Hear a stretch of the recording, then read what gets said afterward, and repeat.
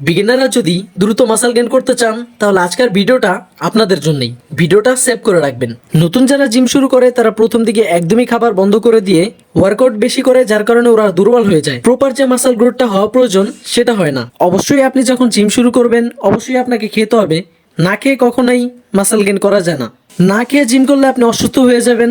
আর আপনি জিম শুরু করছেন সুস্থ থাকার জন্য, অসুস্থ থাকার জন্য না। এজন্য প্রপারলি ডায়েট মেনটেন করতে হবে। এর জন্য আপনাকে প্রোটিনযুক্ত খাবার খেতে হবে। আর প্রোটিনযুক্ত খাবার বলতে আমরা বুঝি মাছ, মাংস, ডিম, দুধ, কলা, ছোলা, বাদাম, এগুলাই। নতুনরা জিমে এসে যে ভুলটা করে সেটা হচ্ছে, যে লোকটার বডি সবচাইতে বেশি ভালো উনি যে ওয়ার্কআউট গুলো করতেছে সেগুলাই ফলো করে। অথচ আপনি যেহেতু নতুন, আপনাকে বেসিক ওয়ার্কআউট দিয়ে শুরু করতে হবে। ডে বাই ডে যখন আপনার বডি চেঞ্জ হবে, আপনার ওয়ার্কআউটও চেঞ্জ হবে। অন্যেরা কি করতেছে না করতেছে সেটা আপনার দেখার দরকার নাই। আপনি ভালো একটা ট্রেনার নেন। আর যদি আপনার জিমে ট্রেনার না থাকে তাহলে আমার কাছ থেকে অনলাইন ট্রেনিং নিতে পারেন। আপনার ট্রেনার আপনাকে যা খেতে বলবে এবং যে ওয়ার্কআউট গুলো দিবে আপনি সেগুলোই ফলো করবেন।